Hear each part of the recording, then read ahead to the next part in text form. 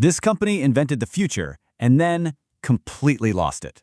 It's a story of unparalleled genius, followed by what is easily one of the most staggering corporate blind spots on record. Think about it. Xerox changed the world, completely dominated an entire industry, and then practically disappeared from the cutting edge of tech. How on earth did a billion-dollar company miss the biggest opportunity in computing history? Well, we're going to break down exactly what happened. And real quick, if you enjoyed business explainers like this, consider subscribing. It really helps the channel out. All right, let's start with part 1, the birth of a giant. To really understand how Xerox fumbled the future, we have to look at where they came from. They were actually founded way back in 1906 as the Haloid Photographic Company in Rochester, New York, making photographic paper. But the real game changer happened when they partnered with a physicist named Chester Carlson. Back in 1938, Carlson invented this wild, dry printing process using electrically charged plates and powder. It was later coined xerography. It took them over 2 decades to refine it, but in 1959, they finally released the Xerox 914. And this wasn't just a new product, it was a revolution. It was the very first automatic plain paper photocopier. They even ran this famous ad campaign showing a monkey making copies just by touching a button to prove how easy it was. It literally transformed how offices worked overnight. And the result of making things that simple? Unprecedented, explosive growth. By 1965, revenues had leaped to over $500 million. The company, which had officially renamed itself Xerox, held a virtual monopoly. They were printing money almost as fast as their machines printed documents. But, what do you do when you already own the modern office? You try to invent the office of tomorrow. Which brings us to part 2, inventing the digital future. In 1970, Xerox opened the Palo Alto Research Center, better known as PARC, with one clear mandate: invent the future. And what they built over there basically reads like a checklist of the modern computing era. We're talking years, sometimes decades, before the rest of the world saw this stuff. The researchers at PARC invented the graphical user interface, so using windows, icons, and menus instead of just typing lines of code. They pioneered the computer mouse. They invented Ethernet networking to link computers together. They created laser printing. They even developed object-oriented programming. And they put all of this together in a machine called the Xerox Alto in 1973. For all intents and purposes, it was the first true personal computer. But here's where it all goes wrong. Part 3, fumbling the biggest opportunity. So how does a company with this much incredible vision suddenly become totally blind? Simple. Xerox was, at its core, a copier company. The executives back on the East Coast just couldn't wrap their heads around the massive commercial potential in personal computing. When they finally did try to bring a system based on PARC's innovations to the market, they released the Xerox Star in 1981. Now, it had the GUI, a mouse, Ethernet, email, the whole shebang. But the cost was absolutely crippling.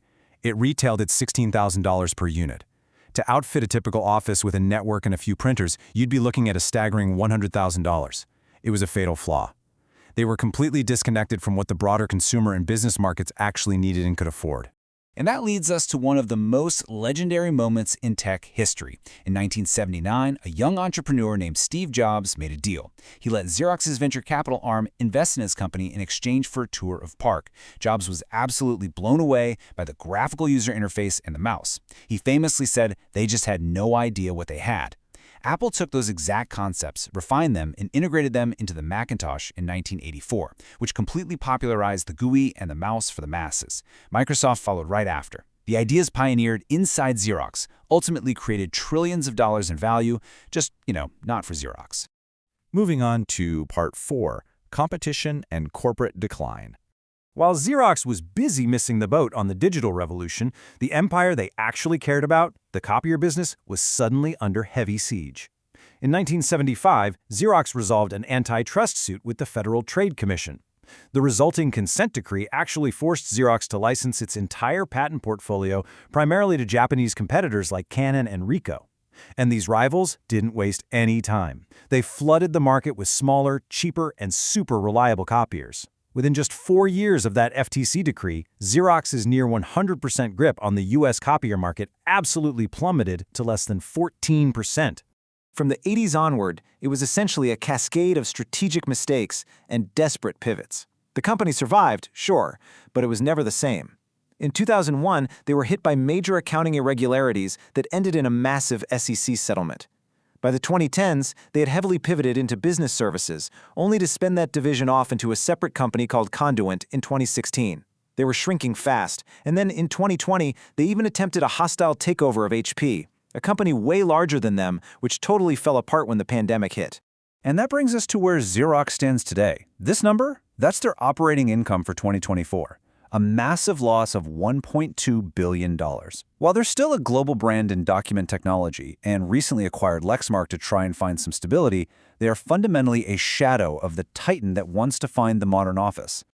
Finally, Part 5. Lessons in Executing Innovation. So, what can we actually learn from all this? The story of Xerox is practically a masterclass in what happens when corporate vision fractures. First off, innovation alone just isn't enough. Xerox had the smartest engineers in the world, but their executives lacked the vision to understand what they had actually built. Execution is everything.